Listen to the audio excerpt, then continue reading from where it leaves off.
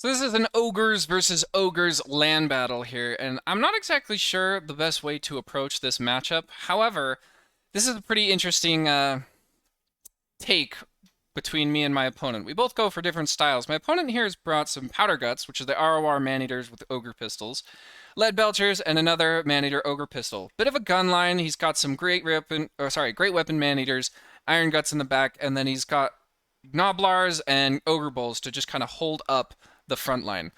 I, however, have gone a full Bull Rush build. It's Man-Eaters with Great Weapons, first off. I think those are very, very good in this matchup. Ogre Bull's Iron Fist, a couple of Iron Guts, Saber Tusk, and the Mournfang with Great Weapons. I think this, in my personal opinion, is a better way to go about the matchup. Gnoblars are going to get wrecked by anything, Iron Guts or just Ogre Bulls. Pretty much a non-issue in that sense. And as long as you can get toward the back line, you're going to be able to clean up your opponent pretty easily here. So Ogre Bulls into Man-Eaters with Great Weapons, they're going to absolutely wreck them. I've just gone full melee this build, nothing ranged.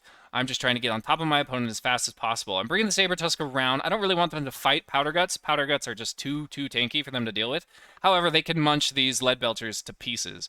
My Slaughter Master was also able to just thread the needle through the front line. And as you can see, this front line engagement is just going my way super duper hard. My opponent doesn't have as much of a front line as I do. He's invested too much funds into these backline units, and so I'm winning this pretty darn handedly. My Mournfang Great Weapons were able to kind of catch these Man-Eaters in a fight with the Saber Tusk, so they're going to be able to overwhelm them pretty well, though Man-Eater Ogre Pistols sure are giving them a bit of firepower. Luckily, the front line is broken. I'm able to bring these Great Weapons forward and Iron Guts as well. My Slaughtermaster was in danger there for just a half minute. The Tyrant and the Butcher were able to kind of get on top of him. Luckily, he's got healing and a aura that lowers the melee attack of units around him, which is really useful.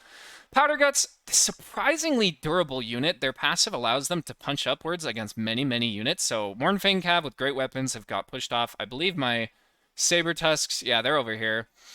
But I'm piling in more Man-Eaters, Great Weapons, Ogre Bulls, Iron Fist, galore, just coming in to really surround any shooting that my opponent has. Now, he's still got some Iron Guts on the field, his Tyrant as well. Balance of Power is leaning a little bit in my way, but as you can see, it really doesn't seem to be good for my opponent at the moment. I'm about to get rid of this whole left flank here. The Man-Eater Ogre Pistols and Man-Eater Great Weapons are going to be out, and this is the last bastion of my enemy. He does have these Powder Guts, who are still a force to be reckoned with. I think they are down. Yeah, half their models are gone. I'm able to get my Mournfang Cav back, and if I can surround this, it'll be a pretty easy win, I believe. Tyrant's taking a ton of damage. Iron Guts are really good, in my opinion, as well as Man-Eaters, at taking out single entities. They trade up pretty darn cost-effectively, and as you can see, this Tyrant is just getting wrecked. My opponent GG's once this whole flank dies off, and I'm bringing back the Mournfang Cav. He's just not going to have enough to kind of deal with it, so really fast replay here, but I just kind of wanted to show off what I think the Ogres should do in this scenario. As you can see, my opponent opted for a bit of a gun line. He tried to defend them. It really didn't work out. I think in this matchup, going just full-blown Ogres, freaking no Gnoblars. Ogres don't have the best anti-large. They don't have cheap spears or anything to go around, so it makes it a lot harder for your opponent to counter the units that you want to bring as Ogres.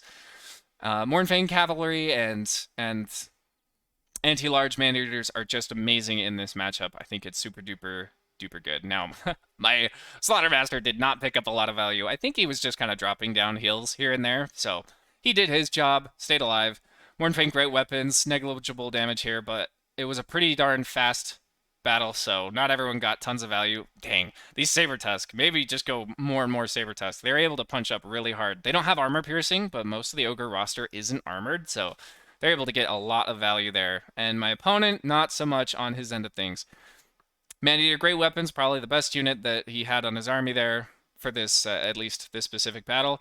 But things went my way. It's a pretty fast one. Just kind of wanted to show off the Ogre matchup, mirror matchup at least, and my take on it. We'll have to see how the meta develops, especially when Immortal Empires drops. But thank you for watching, and make sure to watch the actual tips video that I show for ogres. It doesn't actually include a lot of these units. In fact, it's more based around lead belchers and how to pay for them and deal with cannons and different counters the ogres have to deal with. But it's a good video, and I'll make sure it's showing there for you to click. So thanks for watching. Talk to you later.